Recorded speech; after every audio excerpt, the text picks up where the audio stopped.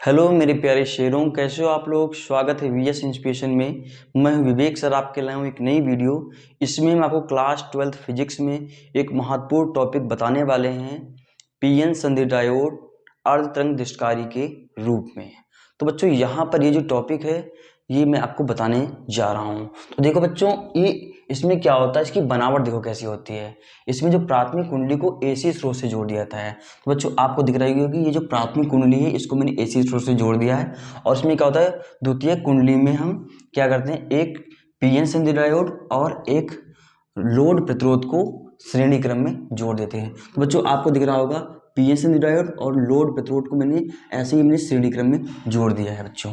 तो बच्चों इसकी देखो कार्यविधि क्या होती है। जब बच्चों धारा अपना पहला अर्धचक्र लेती है, कैसे बच्चों, जब धारा अपना पहला अर्धचक्र लेती है, और पहला आपको पता होगा बच्चों अर्धचक्र क्या होता है, पॉजिटिव होता है। बच्चों मैं आपको ये वीडियो बता रहा हूँ, इससे पहले आप लोग मेरी वीडियो को लाइक कर लीजिएगा, मेरे चैनल को सब्सक्राइब कर लीजिएगा।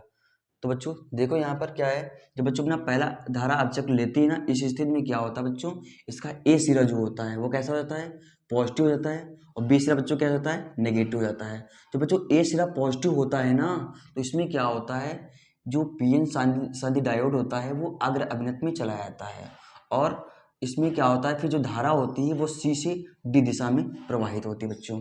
उसके बच्चों जब धारा अपना दूसरा अर्धचक्र लेती, इस स्थिति में क्या होता है बच्चों, जो यहाँ पर जो ए सिरा होगा बच्चों अब हो जाएगा किसका, नेगेटिव हो जाता है। बी सिरा जो बच्चों हो जाता है वो कैसा होता है बच्चों, पॉजिटिव हो जाता है। इस स्थिति में क्या होता है बच्चों, जो पीएन संधि डायोड होता है बच्चों वो उत्क्रम अभिनत हो जाता है। और आपको बच्चों पता होगा उत्क्रम अभिनत में क्या होता है, धारा का प्रवाह नहीं होता है। तो बच्चों इसमें फिर क्या होगी, धारा का प्रवाह नहीं होगा। तो यहाँ पर देख लो, आपको ये वाला जो स्पंद है वो खाली से दिख रहा होगा बच्चों। उसके बाद बच्चों जो बच्चों अपना दूसरा अर्धचक्र धारा करेगी, यहाँ पर जब बच्चों अपना दूसरा अर्धचक्र धारा करेगी तो इस स्थिति में क्या होगा, फिर से यहाँ पर पुनः ए सिरा पॉजिटिव हो जाएगा, बी सिरा बच्चों क्या हो जाएगा, नेगेटिव हो जाएगा। इस प्रकार यहाँ पर हमको दूसरा स्पंद मिल जाएगा।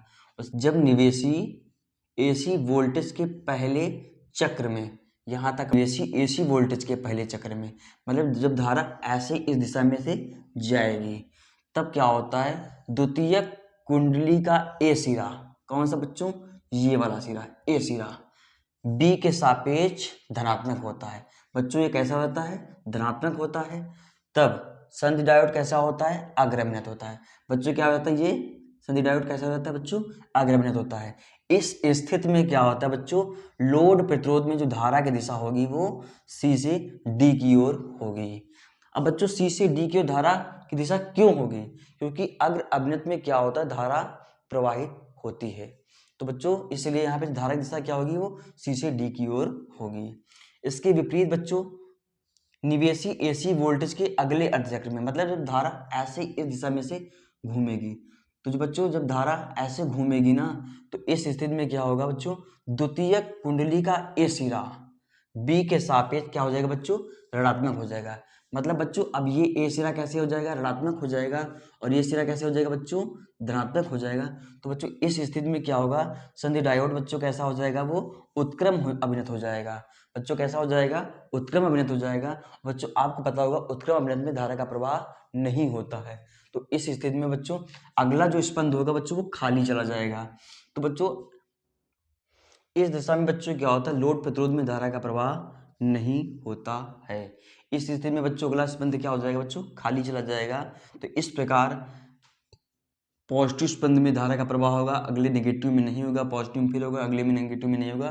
तो इस प्रकार ये जो पीएन संधि डायोड होता है बच्चों, ये अर्ध तरंग दैर्ध्यकारी के रूप में कार्य करता है। आगे का बच्चों मैं बोल दे रहा हूँ, आप लोग नोट कर लीजिएगा। इस प्रकार जो धारा होगी वो निवेशी वोल्टता के पहले अर्धचक्र में ही प्रवाहित होगी, और जो अगले अर्धचक्र होंगे वो कट जाएंगे।